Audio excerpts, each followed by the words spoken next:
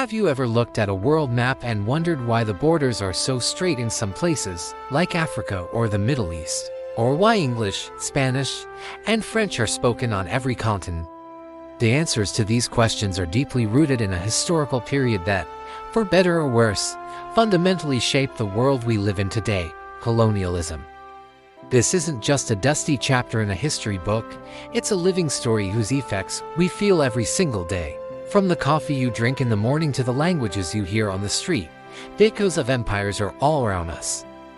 So, let's explore how colonialism built our modern world, redrew the map, and continues to influence our lives in ways you might not expect.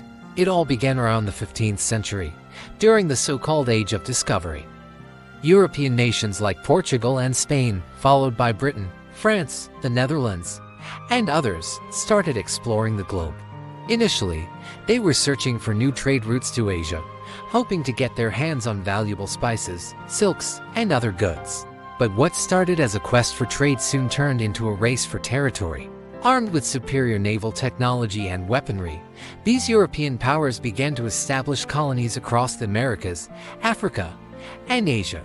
The motivations were complex, often summarized as gold, and glory.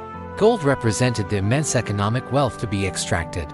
Colonies were seen as sources of raw materials like sugar, cotton, rubber, and precious metals, which fueled Europe's growing industries. They also became captive markets for European manufactured goods. This system, known as mercantilism, was designed to enrich the colonizing country, often at the direct expense of the colonized land and its people.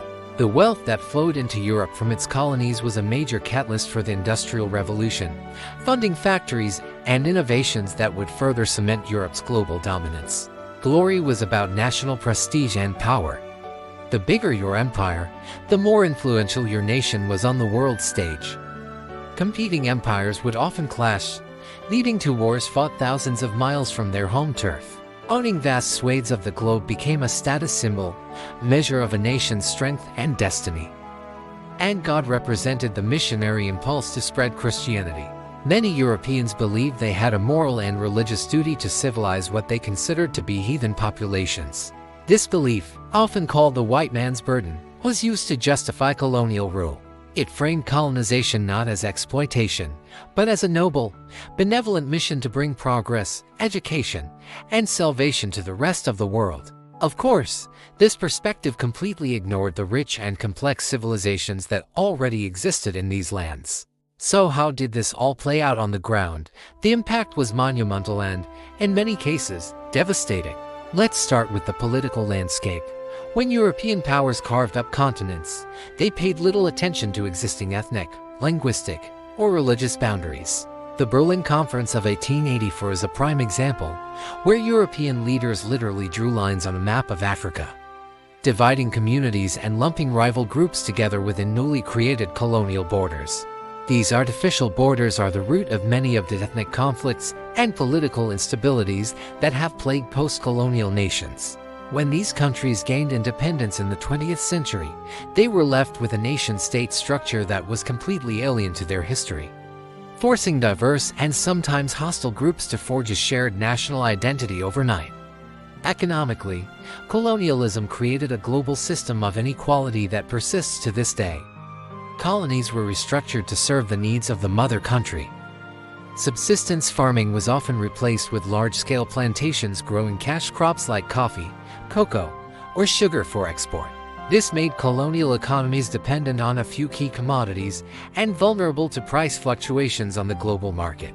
Local industries were often suppressed to prevent competition with the colonizers' industries. This created a dynamic where the global north became industrialized and wealthy, while the global south largely remained a supplier of raw materials and cheap labor. This economic dependency didn't just disappear with independence, it's a pattern that continues to shape international trade and development.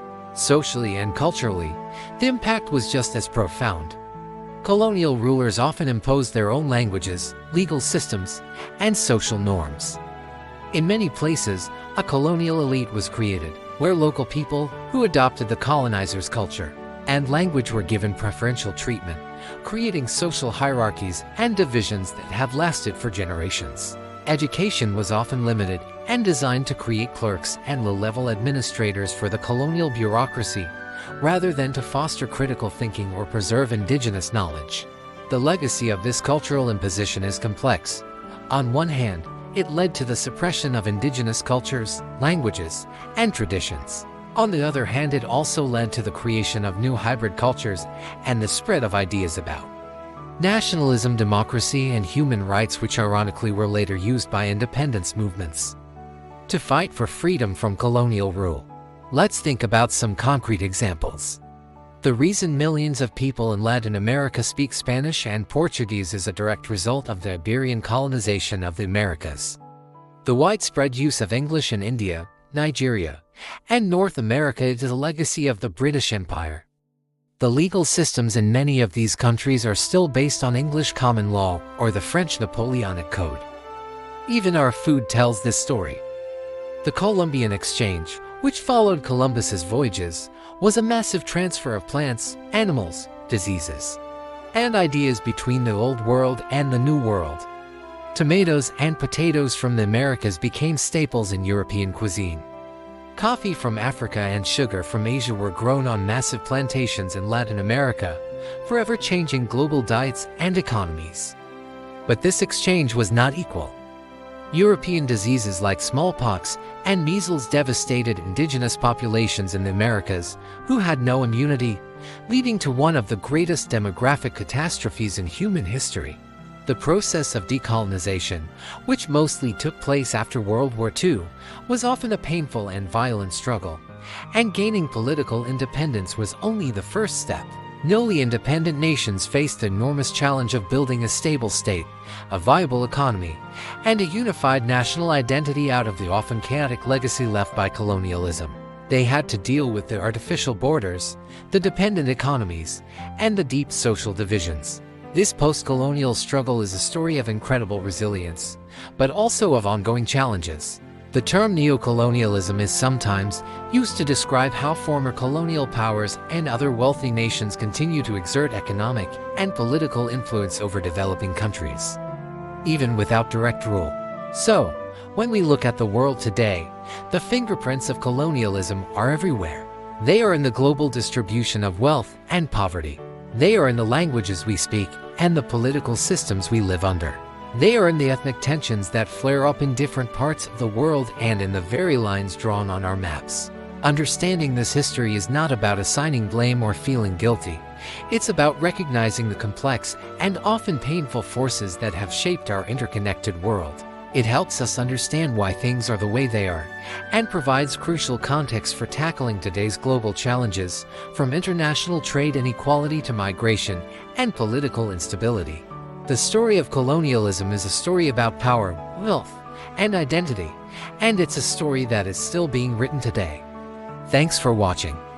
If you found this video insightful, please give it a thumbs up and subscribe for more deep dives into the forces that shape our world. Let us know in the comments what other historical topics you'd like us to cover. See you in the next one.